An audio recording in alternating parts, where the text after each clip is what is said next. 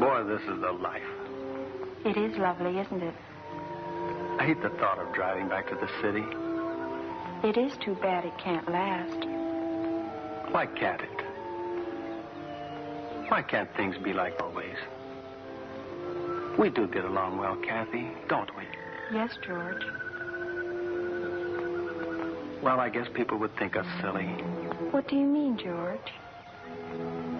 I'm only a junior architect. Well, what's wrong with that? Just that a junior doesn't make the big money. You make more than enough to support a family. Then you've thought about it, too. Of course, silly. Do you think I'd keep seeing you if I hadn't? Think you could be happy with me? I know I will. Well, that was easier than I thought it would be. It isn't the way I imagined I'd be proposed to either. Just so we'll have a good story to tell our grandchildren.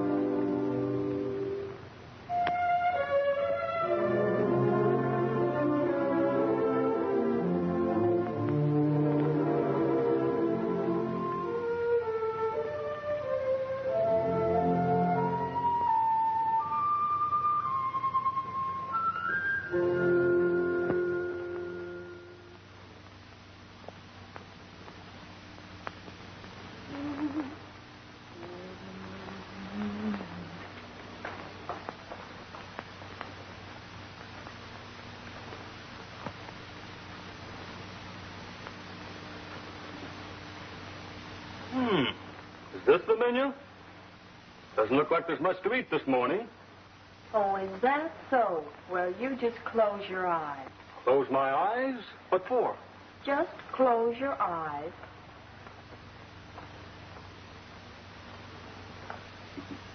Now? Now. Strawberries and cream. Mm-hmm.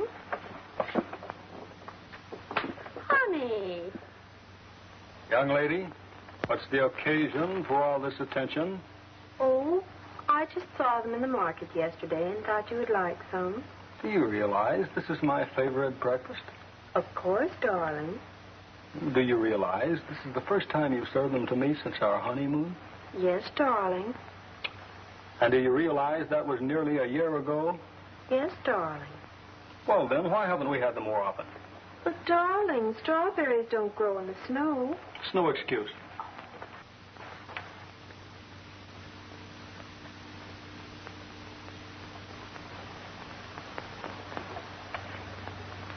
You've been happy, sweet? Very happy. No regrets? None, darling.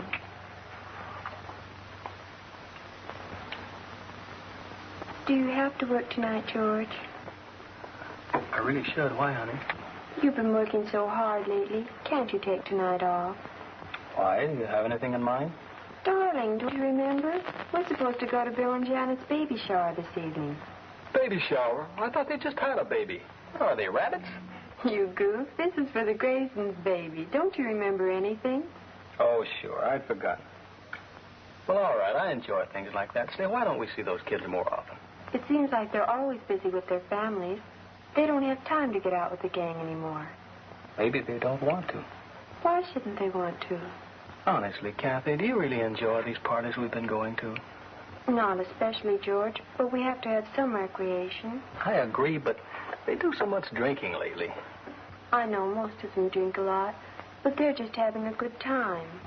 Kathy, that isn't all. What do you mean, darling? Well, sometimes they go a little too far. I'm interested in someone else's wife, and I don't want someone else making passes at my wife. Nobody's making passes at me, darling. I don't mean you, but I've seen plenty. Take Frank Grover, for instance. I know he's a friend of mine, but I can't get used to the way he tries to take over every girl he sees. You take things too seriously. I'm sure he doesn't mean anything wrong. Well, maybe not, but he takes in a little too much territory. You're just jealous. Just because Frank's single and can run around with as many girls as he wants, you think he's a wolf. Well, if he's not a wolf, how can he give such a good imitation? Oh, George, let's not quarrel about Frank. He isn't that important. Okay, sweet. I still don't like these parties, though. I know, darling. I really don't enjoy them much either. But what else can we do for entertainment? You work late so often, and when you do come home early, you bring with you. Maybe I have been neglecting you, sweet, but it's just because I want to make a real home for you. I like a nice place, too. But I'd like to have you take enough time off to enjoy it with me. I guess it is pretty dull for you at that. I'll try to take enough time off from my work so we can be together more. Speaking of work, I'd better get going. Oh, I forgot to tell you. Frank Grover's coming over this morning. He's going to take me to work. What on earth for? It's about a divorce case he's handling. The husband works in my office, and Frank has to pick up some papers. Well, speak of the devil. Never mind, honey. I'll get it.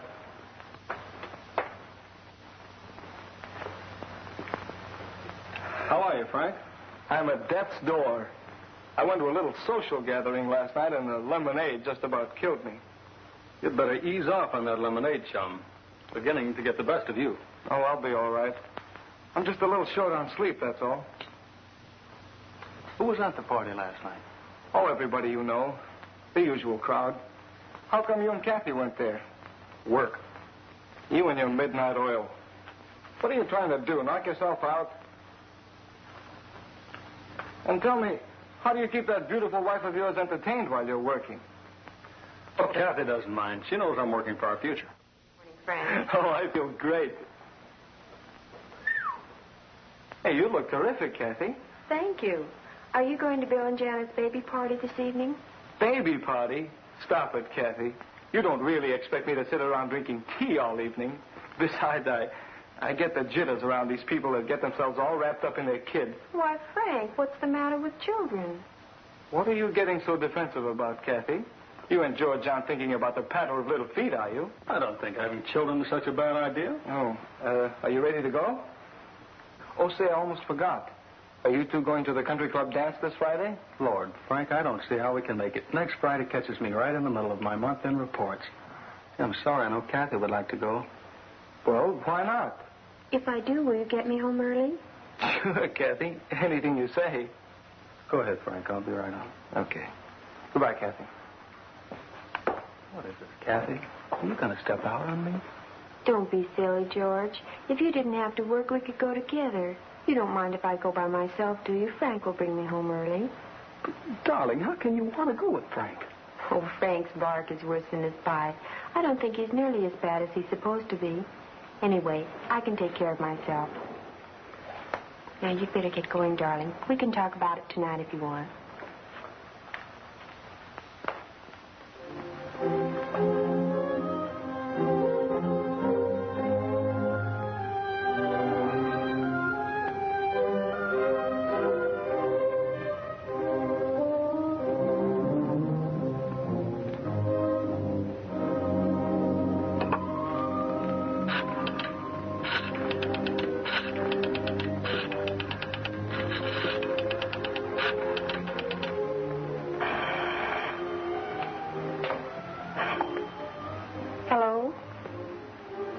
George. No, I just got here. No, he's still here with me. What? I said I'd be home in a few moments. You'd better get that gigolo out before I get there, or I'll kick him out myself.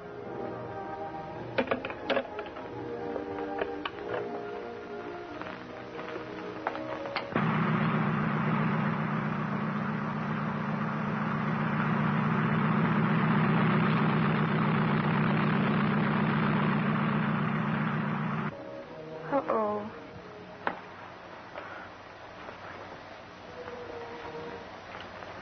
What's the matter, sugar? George is pretty sore about you being here. Maybe you had better leave, Frank. The indignant husband, eh? Catherine, you make me feel melodramatic. Or maybe it's just mellow. Frank, George is all right. He doesn't mean... He's just... Just a husband. Is that it, Kathy? Frank, you know that's not what I mean. I think you'd better go. Thanks for everything. Kathy, you're precious. Okay. Kiss you a gigolo good night.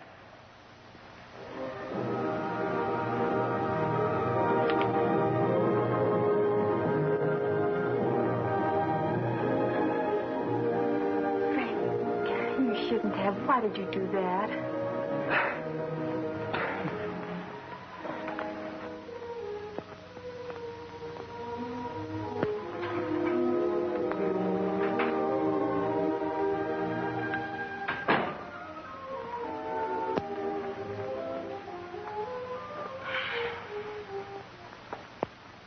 Well, did you enjoy yourself? Mm-hmm. I would have enjoyed myself more if you'd been there, though. Why? Did Frank run out of gas and make you walk? Or did he just make you? Don't be stupid, George. Frank is just a friend. He knows I'm your wife. He wouldn't try to play around with me. Oh, no. No, of course not. He's a perfect little angel. He wouldn't touch a hair on your head unless he thought he could get away with it. Well, I'm not going to argue about it. I'm too tired. I think I'll get ready for bed.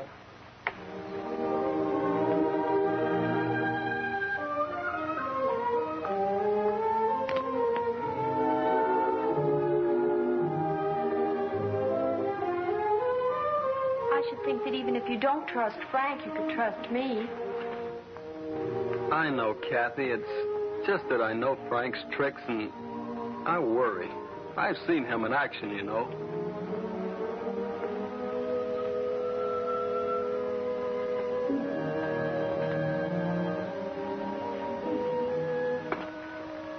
Well, darling, you don't have to worry about me. I'm perfectly capable of taking care of myself. And if the occasion should arise, I can take care of Frank, too. I hope so, sweet.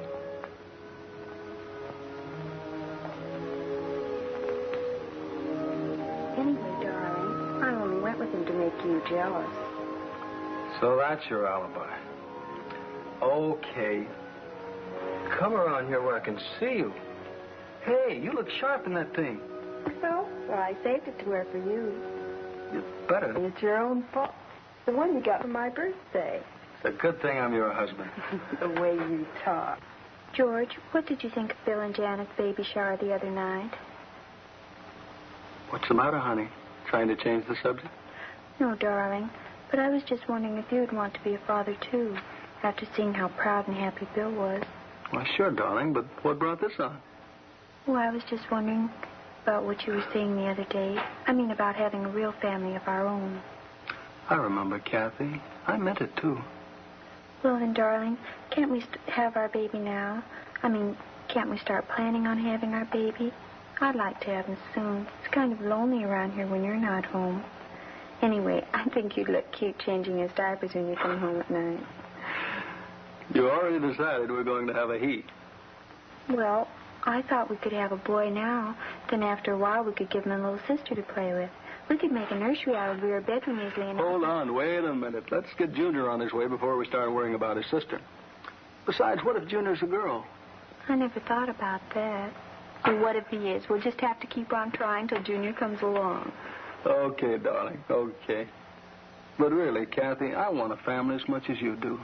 You know, darling, you talk a lot about wanting a family. But don't you know that talk won't get you anywhere? Woman, what are you hinting? George, I'm sleepy. Let's go to bed.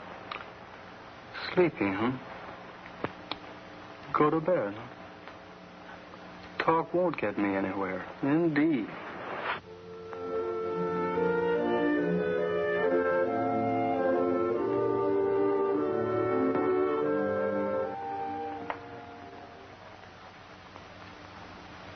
George. Mm-hmm. You meant what you said last night, didn't you? I mean, it wasn't just last night, was it? Certainly I meant it. But then we can go ahead and plan on a baby. I mean, we're going to have Junior. You're going to have Junior. You are? Kathy, do you feel all right?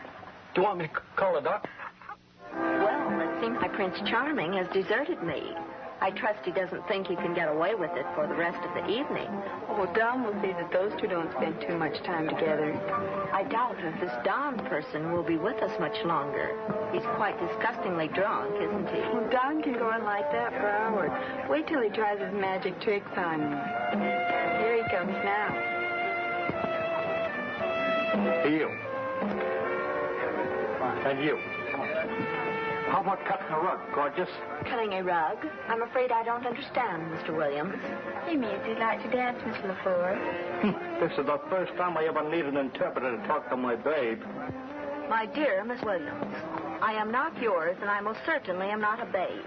If you must be entirely plebeian, kindly direct your attention elsewhere. Okay, babe, no offense. My dear sir, rather than using your energies on me, I would suggest you pay a little more attention to your wife.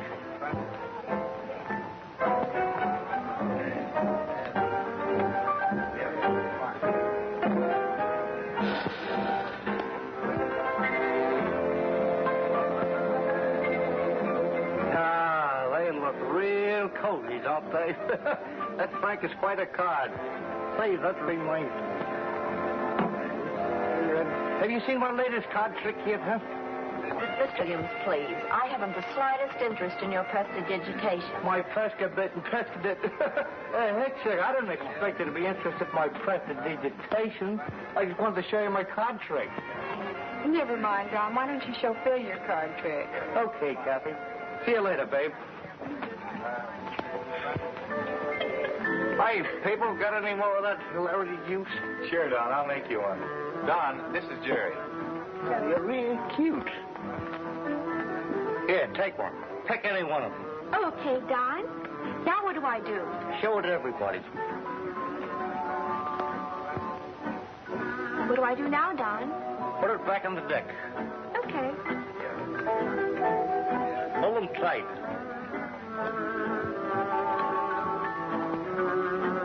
What do I do now? Some trick. Like fun. You're quite a magician, Don. You're quite a girl, beautiful. did your audience like the performance, Mr. Williams? Oh, fine. Say, how about you and me cutting a rug? I told you before, Mr. Williams. No, thank you. Oh, that's all right. You're quite welcome.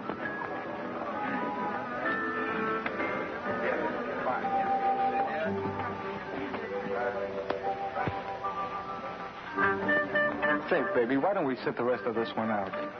I've got things to tell you, and this isn't the place for it. Oh, that's what I call real interesting. What were you going to tell me? Well, you've got beautiful eyes. You have a beautiful mouth. You have beautiful shoulders. And before you go any further, let's get a drink. Okay, come on.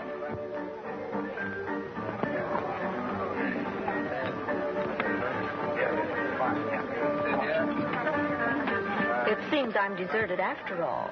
I doubt if Frank took what's-her-name into that other room to teach her legal tricks. Oh, they'll be back in a minute. Maybe they just wanted to get away from the music for a while. They had better come back to where the music is.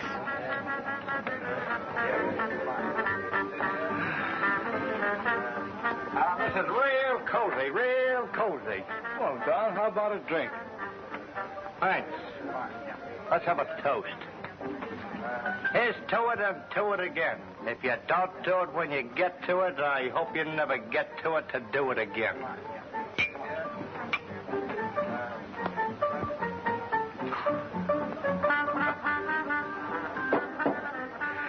Broad-minded, isn't he?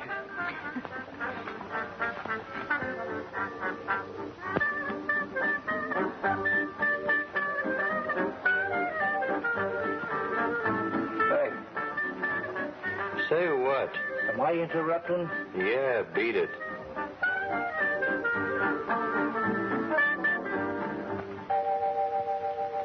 You're not late.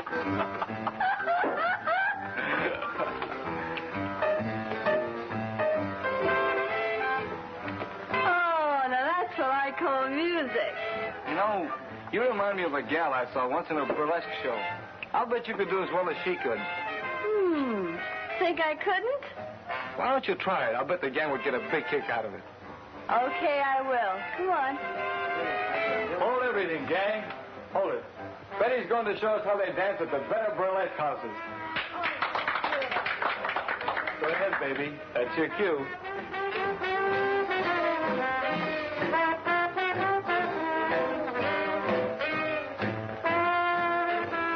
Say, look at that. That's all right. Hope my little honey needs a button of those. Hold everything, babe. I'll be right there.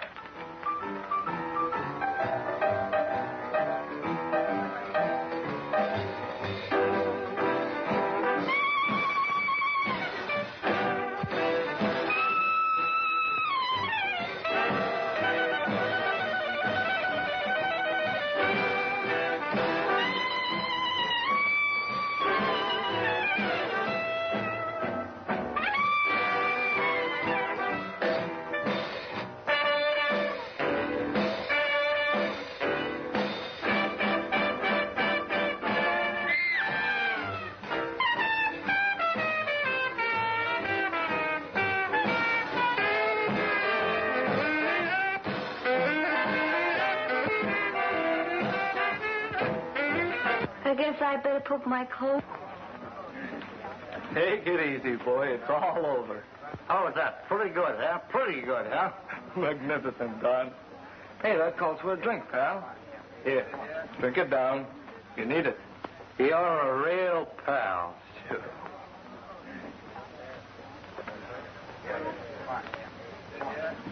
Atta boy. Oh, no. Hey, Phil, take care of him, will you? Where's my hero going now? As though I couldn't guess. Oh, he's just taking Rose into her. He'll be right back. He'd better. This farce has gone quite far enough.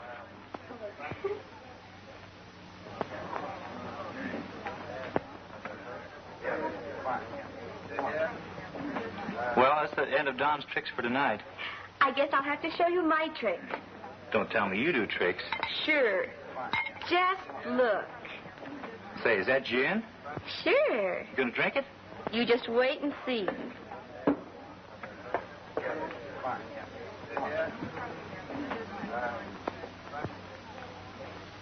Da-dum, da-dum. Hey, you're da-dum, terrific. da-dum. Oh, Phil, I'm all wet. What shall I do now? I guess you'll have to take off that dress and let it dry. I haven't anything under it. Not anything? Well, it's me. Wait, there's Don's shirt. You can put that on.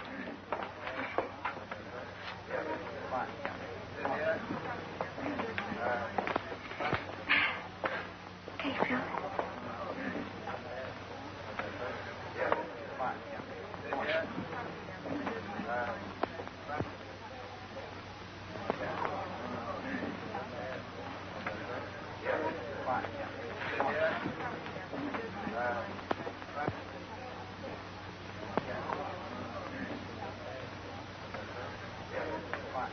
How do I look?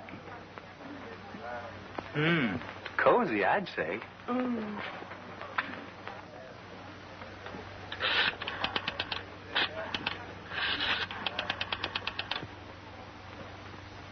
Hello. Hello, George.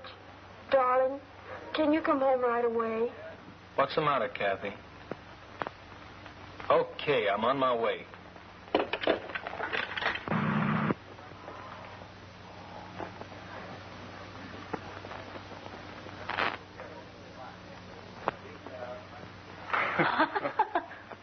Look at that. Wipe the lipstick off your face, darling. That shade is a little too vulgar. What's the matter, dearie? Can't you stand a little competition? I can compete with any stripper, amateur or otherwise. Stripper, huh? Say, now I remember you. I thought I'd seen that bleached mop before. Dolores LaFleur. Dolly Flowers of the Star and Garter, wasn't it? Sorry, I didn't recognize you with your clothes on. Frank, you've been slumming again. Why, you cheap tramp.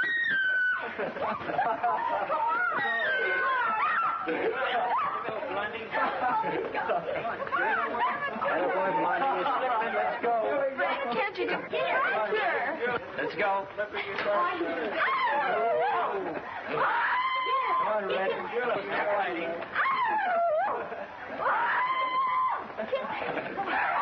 Now, girls. Come on, Red. Come on, let's go. Come on, give it to her. Come on.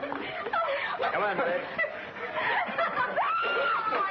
Come on, give it to her. Come on.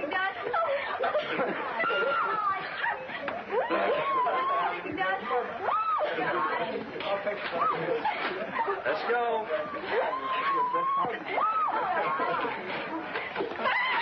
Let's go.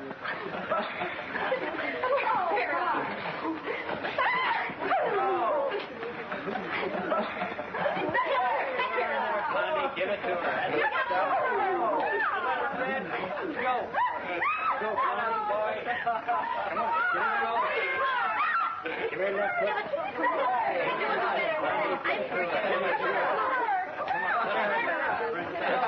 What's going on? All right, Grover, you take over from here. Get these girls presentable, then the whole bunch of you clear out of here. I mean it.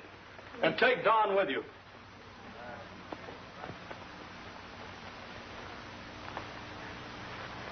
Stop it, Kathy. It's all right. They're leaving now. Oh, George, it was so terrible. Everything went wrong. Well, darling, I don't like to say I told you so, but I did tell you. You know that. Oh, George, please, let's not quarrel about it. You realize, Kathy, that we'll never have another party like this again. I never want another party like this. Kathy, what's happening to us? Why are we breaking up? We are, you know. Neither one of us is happy. I love you, Kathy. You know that, don't you? I know you love me. It isn't that. I just feel that in some way our marriage isn't complete, that we weren't meant to be married to either. Somehow I feel that if we were, we'd have the children we want, just as other people do. Oh, I'm all mixed up. Do you mean that you want a divorce, Kathy? Oh, no, George. I don't think I want a divorce. I don't know what to think or what I want except to real family, children of my own. I guess we're willing to settle for these parties as long as they were fun, but they aren't fun anymore. I guess we need a family. George, I think I'll go to a doctor in the next few days. What for, darling? Well, we've been married long enough now so that something should have happened. The other day I was talking to Mother, and she asked me when she was going to be a grandmother. George, I told her I didn't know. Oh, what did she say? Not very much. I asked her what she thought I should do about it. And she said that if I were really worried, why didn't I go to a doctor? Yeah? Did she say any doctor in particular? Well, she told me about a Dr. Wright downtown. She said he's a very good obstetrician and Gynecologist? That's it. Anyway, I thought that going to see him wouldn't do any harm. Do you think we should? No, I don't think so, but they'll probably tell you there's nothing wrong, but what do we have to lose? Anyway, it would be better than going on like this.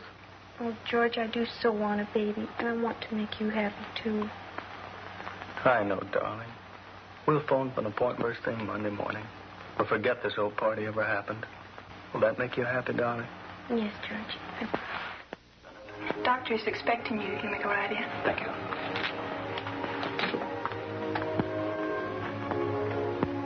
Good afternoon, Mr. and Mrs. Bennett. Yes, Doctor. This is Mrs. Bennett. How do you do? Please sit down. I judged from our telephone conversation that you and Mr. Bennett are having difficulty in starting your family. Well, yes, Doctor. We thought that possibly you could tell us what's wrong. I mean, so many of our friends are having children while we aren't. Do you suppose you could find out what the trouble is? Possibly. I think the first thing will be to give you an examination. Would you mind waiting in the other room, please, Mr. Bennett? Surely.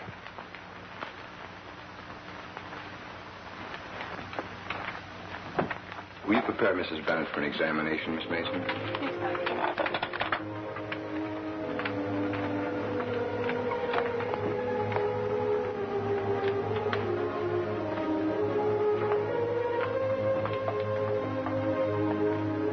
Now, will you remove your things behind that screen, Mrs. Bennett? All of them? I think so.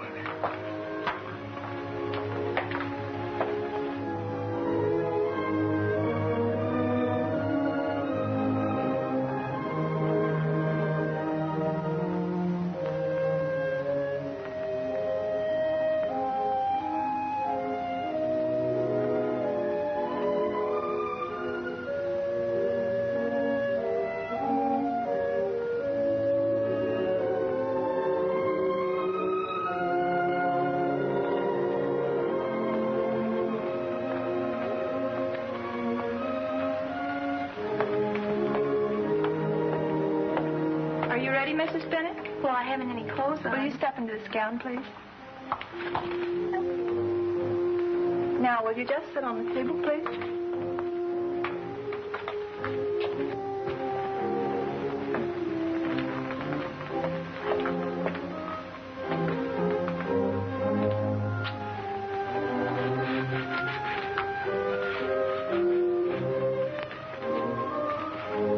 Gloves, Doctor.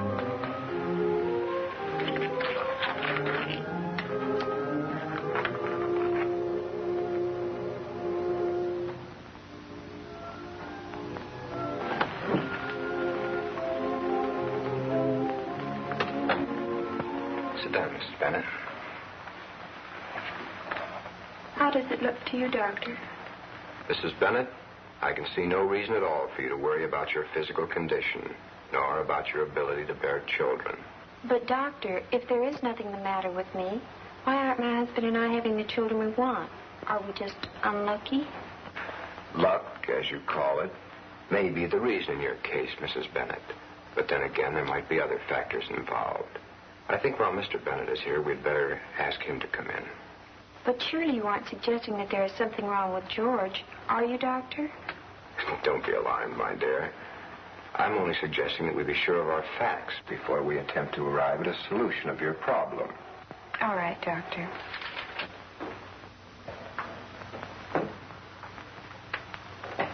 How was it, sweet? Was everything all right? Uh-huh. He wants to see you, George.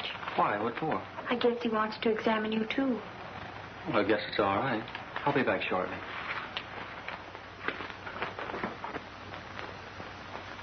down, Mr. Bennett. I'd like to ask you a few questions. All right, Doctor.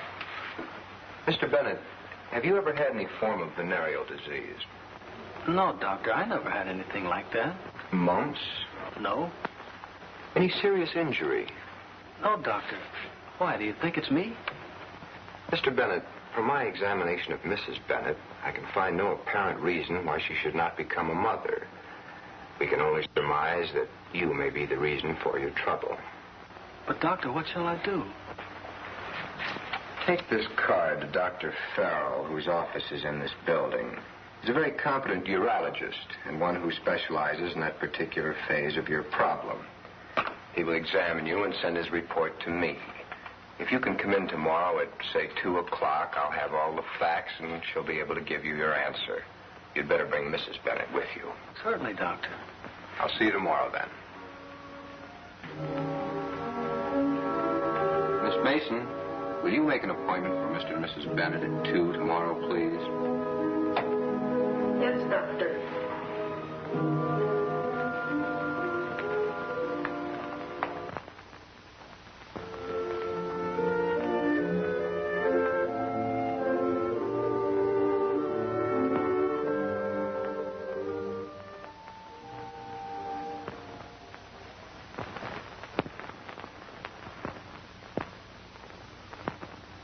Dr. Wright will see you now, Mr. Bennett. Thank you. See you later, honey.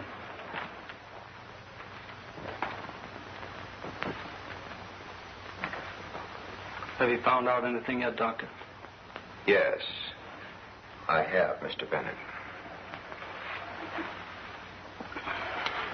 I guess that means that it's me, that I'm sterile.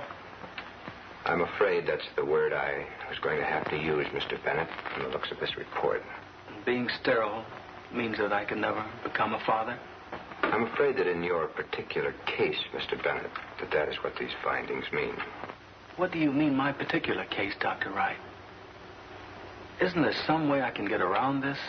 No, there isn't.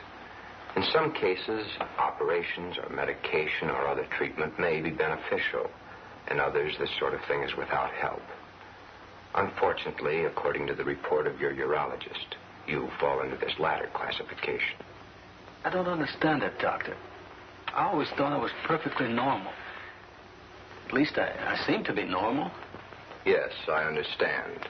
It is quite common for a male to have a normal sex reaction in every way and still be sterile. I might explain that to each drop of male reproductive fluid known as semen, there are as many as 15 million tiny sperms, each in itself capable of inducing pregnancy. Enough of them could be housed in a thimble to father the entire world 10 times over. In some cases of temporary sterility, the sperm count may drop as low as 20 or 30,000 sperms to the drop of semen. In these cases, treatment may be effective. Isn't there treatment I can take? No, Mr. Bennett. According to this report, your sperms are all completely inactive, or to put it bluntly, dead. Oh, I see. Well, I guess that's that. You know, Dr. Wright, that throws a lot of our plans out the window. I'm sorry, Mr. Bennett. Would you like to bring Mrs. Bennett in? Dr. Wright, I hope you won't think I'm a coward, but I'd sure appreciate it if you'd help me tell her. Certainly. I can quite appreciate your feelings. You may call her in.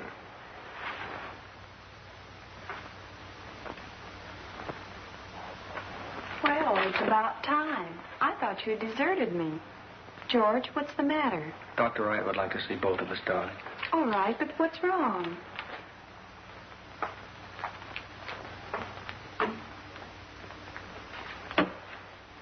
Sit down, please, both of you. George, what's the matter? Kathy, would you mind if we didn't have Junior? You mean we can't have children right away? Oh, George. I mean, we can't have children at all, dear. Why not? What Mr. Bennett is trying to say is that he is incapable of fatherhood. No, Doctor, you can't be serious. I'm afraid I am, Mrs. Bennett. I guess we'll just have to adopt our family, Kathy. I won't. I don't want a ready-made family. If I'm going to have children, I want them to be mine, my own. But, darling, what else can we do? Dr. Wright says I'm sterile. He must know what he's talking about.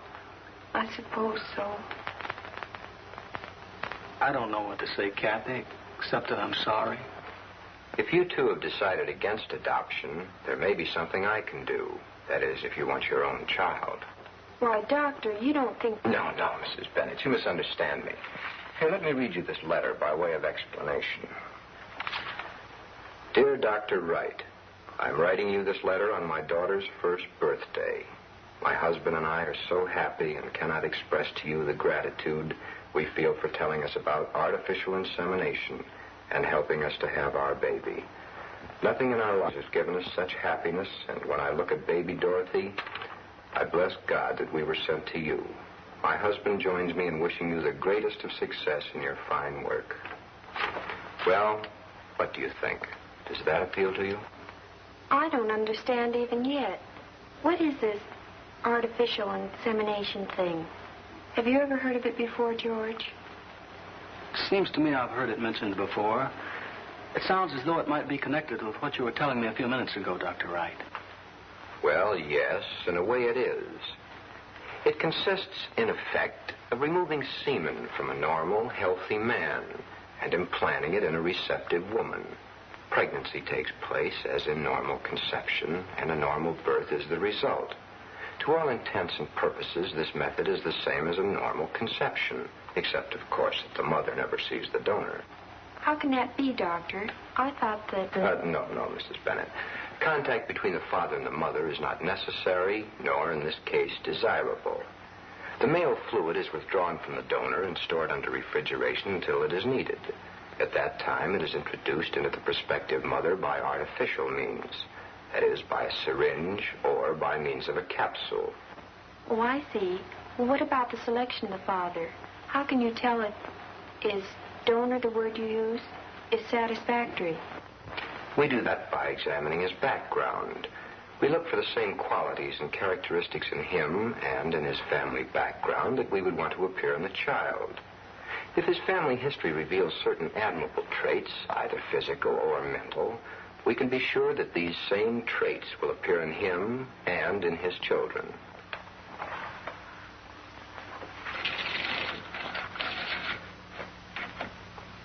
You see, each male sperm cell and each female egg consist of 24 sections called chromosomes. Now, each of these chromosomes is the determining factor in some part or phase of the infant. One chromosome might cause the baby to have black hair. Another might determine whether his eyes would be blue or brown. And still another would be the determining factor in regard to his size.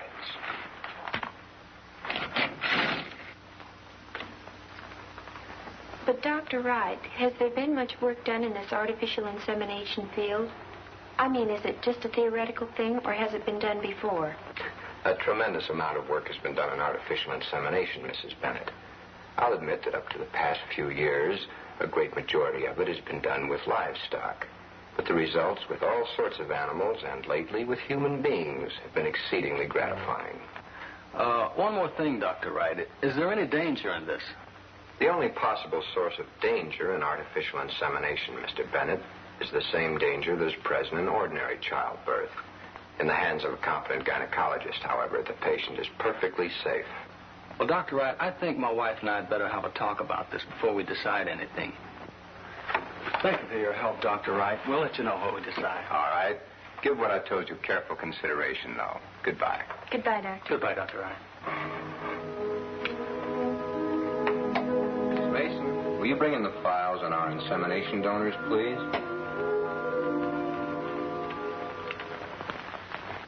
Dr. Wright certainly was something to think about, didn't he? What do you think we ought to do, Kathy? I don't know, darling. I want a baby terribly, but having someone else as its father doesn't seem right. I'd rather you have a baby that way than have you as unhappy as you've been and take the risk of losing you. Besides, it would be your baby, which is more than we could say for an adopted child. I think if it's all right with you, I'll ask Mother what she thinks of it. Certainly. I think that's good. Your mother's an intelligent woman, and having her tell us what she thinks might help us decide. All right, darling. I'll ask her to come over tomorrow. Now, I better get us some dinner.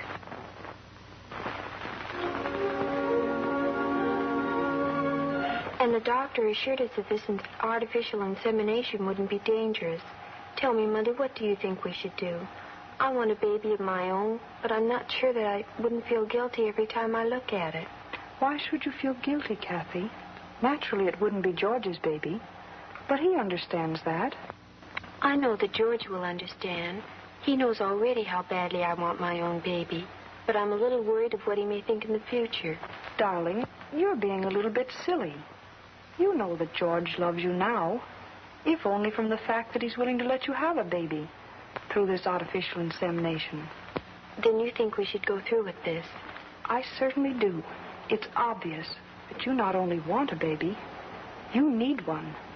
You're getting neurotic about this business. That's a relief to know that you think we should have a baby, as the doctor suggested.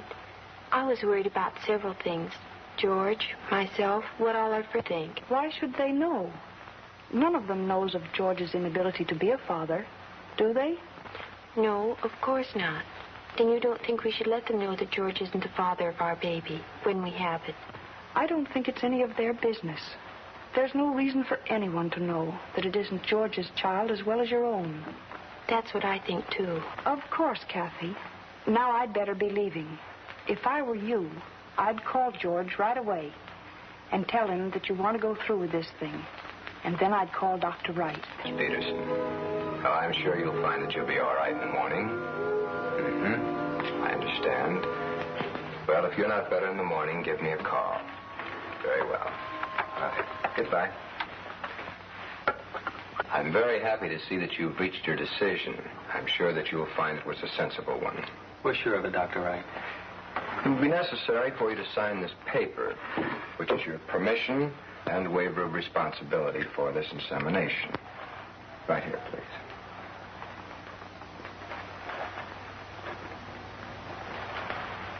On this side, Mr. Bennett. Will you come in, please, Miss Mason? Thank you. This will take about half an hour. Will you wait outside, Mr. Bennett, please?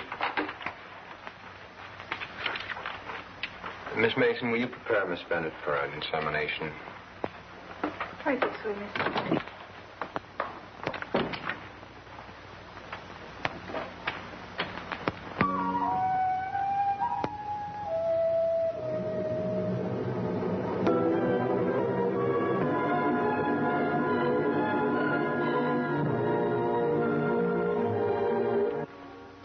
Is she all right? Is everything all right? Well, young man, yes to the first question. As to the second, well, you must realize that there's a certain element of chance involved, just as in a normal conception. If this one doesn't work, we'll just have to try again. When will you want to see me again, Doctor? 2 weeks, I think. Will you make the appointment, please, Miss Mason? Doctor, will 2 weeks from today at the same time be satisfactory? Will I need any other treatments, Doctor? No, my dear. Not if this one is successful. You'll be no different than any normal woman bearing her child. And I see no reason for you to tell your friends that George is not the father. In fact, from my past experience in these cases, I strongly advise against it. I guess you should know best, Dr. Wright. Well, Miss Bennett, you two aren't the only ones I've had with this problem. Do you realize there are an estimated 5 to 10% of the married couples with the same difficulty? And I thought we were an original family.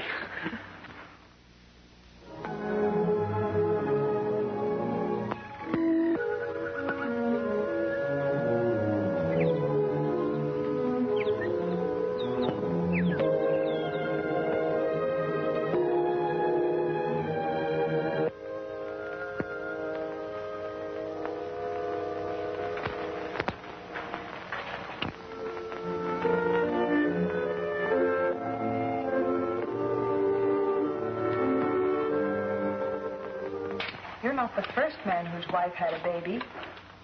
Well, it's the first time it ever happened to me. I mean to Kathy. But why does it have to take so long? Why don't you stay with her? But, George, Kathy is okay. But where is Dr. Wright? Where did he go? Why is he with her? He'll be here soon enough. My goodness, women have been having it ever since the beginning of time. And mostly without Dr. Wright now. Dr. Wright, how is Kathy? Is she all right? How long is it going to be? Kathy's going to be fine, George. You better get hold of yourself. Why don't you sit down and smoke a cigarette? I smoked a whole pack of those things since I've been here, Doctor. I'm worried about Kathy. Yes, I know. Say, why don't you run out and buy a pack of cigarettes? I haven't got any either. You sure nothing will happen while I'm gone? I'll get you a pack too, Doctor. Go ahead, George. I'm sure Catherine isn't even in the delivery room yet, or Dr. Wright wouldn't be here. Oh, bless our newborn infant, our baby God adore. Till love shall gently lead us home to the eternal shore.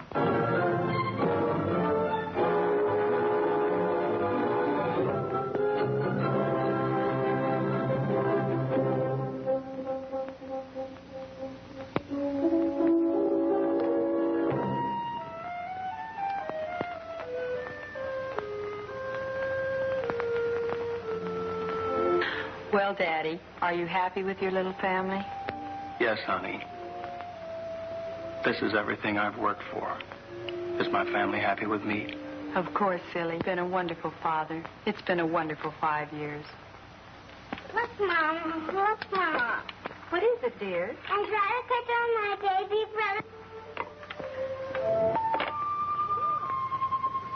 brother.